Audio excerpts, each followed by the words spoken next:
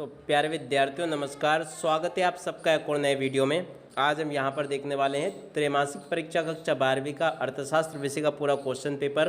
देख सकते हो इस प्रकार का पूरा आपका त्रैमासिक परीक्षा कक्षा 12वीं का अर्थशास्त्र विषय का पेपर होगा। आप सब लोग यहाँ से इसको देख लें और अच्छे प्रकार से पूरा का पूरा समझ भी लें।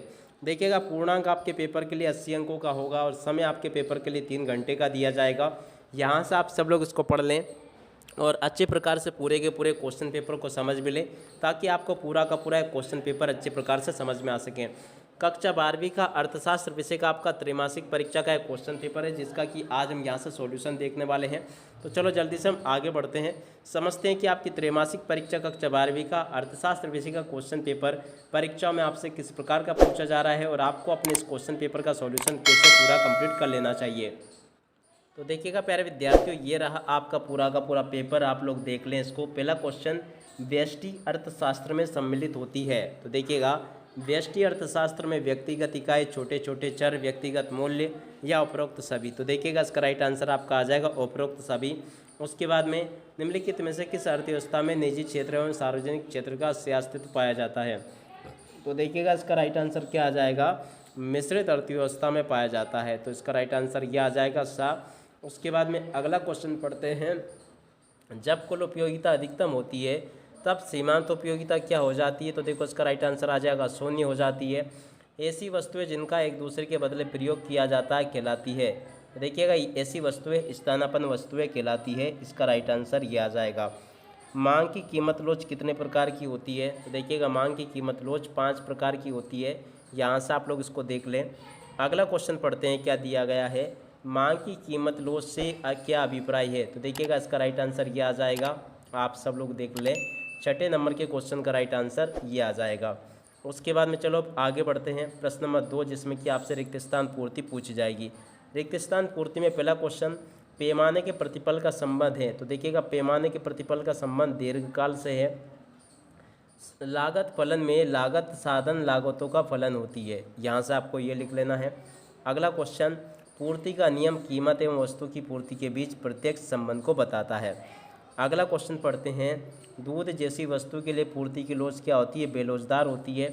अगला क्वेश्चन पढ़ते हैं, पूर्ण प्रतियोगिता में विक्रेता समरूप वस्तुएं बेचते हैं। कैसी वस्तुएं, समरूप वस्तुएं बेची जाती है। अगला क्वेश्चन पढ़ते हैं, देखिएगा, वस्तु की कीमत का निर्धारण दोनों मांग तथा पूर्ति वक्रों के द्वारा होता है। यहाँ पर आपको पूर्ति वक्र इस प्रकार से लिख देना है। अगला क्वेश्चन, कृषि वस्तुओं के लिए कीमत की निम्नतम सीमा को भी कहा जाता है। तो देखिएगा, इसको न्यूनतम समर्थन मूल्य भी कहा जाता है। ये इसका राइट आंसर आ जाएगा। उसके बाद में देखो, अब आगे बढ़ते हैं, अगले क्वेश्चन को देखते हैं। तो देखो, यहाँ से आप सब लोग जोड़ी पूछी जाएगी। जोड़ी को आप लोग देख लें, जोड़ी का मिलान कैसे आपको करना है, यहाँ से आप सब लोग पढ़ लीजिएगा और समझ लें। टिकाऊ वस्तुएं, तो देखिएगा, टिकाऊ वस्तु की जोड़ी मिल जाएगी रेफ्रिजरेटर से। सकल घरेलू उत्पाद की जोड़ी मिल जाएगी जीडीपी से। और शुद्ध घरेलू उत्पाद की जोड़ी मिल जाएगी एनडीपी से। ठीक है ना, इसकी जोड़ी किससे मिल जाएगी, एनडीपी से। सकल राष्ट्रीय उत्पाद, तो देखिएगा इसकी राइट आंसर क्या आ जाएगा, सकल राष्ट्रीय उत्पाद की जोड़ी किससे मिल जाएगी। तो यहाँ से आप लोग देख ले, ग्रोस नेशनल प्रोडक्ट, इसकी जोड़ी इससे। शुद्ध राष्ट्रीय उत्पाद की जोड़ी एनएनपी से। और प्राथमिक क्षेत्र की जोड़ी कृषि तथा संबंधित क्षेत्र से। द्वितीयक क्षेत्र की जोड़ी आपकी मिल जाएगी निर्मित क्षेत्र से। देखो, इस प्रकार से आप सब लोग इसको देख लें। यहाँ से मैंने आपको पूरा का पूरा जोड़ी मिलान भी समझा दिया। और उसके बाद में देखिएगा, यहाँ पर आपसे प्रश्न नंबर 3 में इस प्रकार से सत्य असत्य पूछे जाएंगे। तो चलो जल्दी से हम यहाँ से सत्य असत्य को और देख लेते हैं। सत्य असत्य में पहला क्वेश्चन, मुद्रा वह है जो मुद्रा का कार्य करे। ये भी आपका सत्य होगा। चेक, हुंडी, बिल आदि साख मुद्रा के उदाहरण हैं।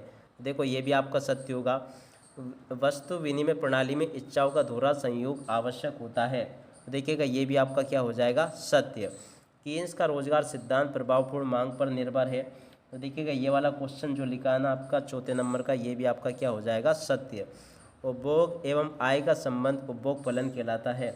देखिएगा, ये भी आपका क्या हो जाएगा, असत्य। तो ऐसे आप सब लोग सत्य सत्य वगैरह को पूरा कंप्लीट कर लो। उसके बाद में अगला क्वेश्चन, प्रतिष्ठित अर्थशास्त्रियों के अनुसार मजदूरी में कटौती बेरोजगारी को बढ़ा सकती है। तो देखिएगा, ये भी आपका सत्य हो जाएगा। यहाँ तक के क्वेश्चंस मैंने बता दिया आपको। उसके बाद में देखो, एमपीसी का क्या अर्थ है? तो देखिएगा एमपीसी का अर्थ है मौद्रिक निष्ठ समिति। यहाँ से आप सब लोग इसको देख लें। अगला क्वेश्चन, एमपीएस का पूरा नाम? तो देखिएगा इसका नाम होगा न्यूनतम समर्थन मूल्य।